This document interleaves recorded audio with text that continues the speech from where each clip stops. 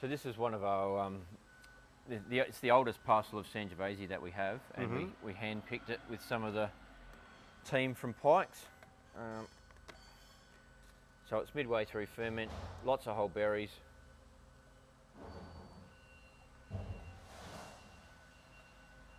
Sangiovese is our biggest red variety we'll crush from this vintage.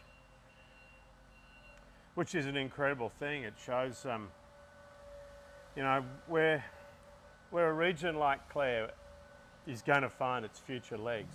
It's got the potential to evolve away from the historical classics of Riesling, Clare, Shiraz, Cabernet, Malbec here in particular as a blender with Cabernet, but Sangiovese, Tempranillo, Fiano have, I think, a big part to play in the region's future. And you guys have really, I think, Jamie, were you guys amongst the, certainly I remember when Neil was planting Sangiovese earlier, I think it was the first in the region? Yeah, definitely first in the region. Yep.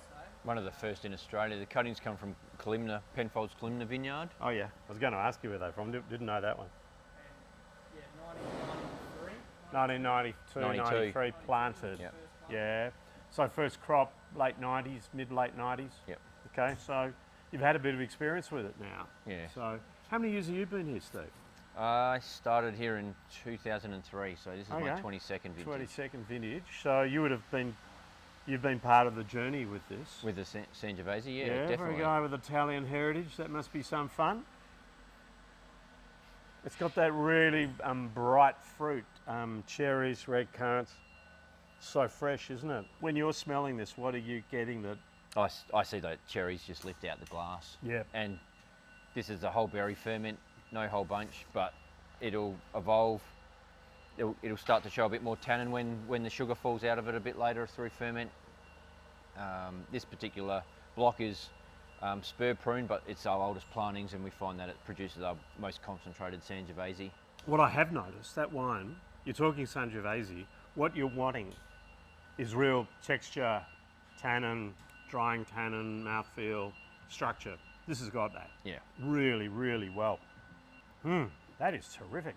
And so this is halfway through, and you're about halfway through fermentation. You're about to press this shortly. This will be early next week. Early press. next week. Yep. I guess with both our Riesling and our red wine making, we focus on vine health, so we get good flavours early on. Yes. So it allows us to pick earlier as well. So we pick this around about 13 Beaumet, and which will probably end up about 13.5, yeah. 13.8 alcohol. Yeah, I've noticed that with more recent vintages from Pikes. You know, you're in a broad Australian context. You guys are at the finer, lighter, more European end, if you like, in terms of alcoholic strength. I think that the world is moving towards medium-bodied, savoury, and textural. Yep. You're right in that sweet spot. And we've been making wines like this for the last decade. Yeah. And it probably came about because Neil would pull out some old Cabernets from Clare, and they'd have 12% on the label, and we'd drink them, and they'd be absolutely singing. And we're like, well, what happened? What happened in the middle ground? How come we ended up here? Yeah. So we started picking earlier, retaining natural acidity. Yes. Worked on vine health. Our pruning techniques changed, so most of our reds are cane pruned now. So you're bringing it on sooner. We're getting smaller vines with better fruit hanging, better spaces. This is actually, to someone like me who's been writing about wine for nearly 40 years, this is really music, because in the 70s and 60s, if you got an honest representation of alcohol in Australian red, it would be somewhere between 11.5 and 13.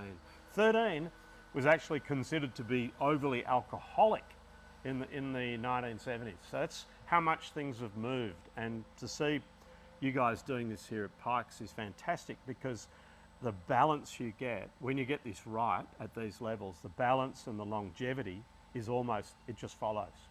So it's wonderful. Good on you for working that way. Fantastic.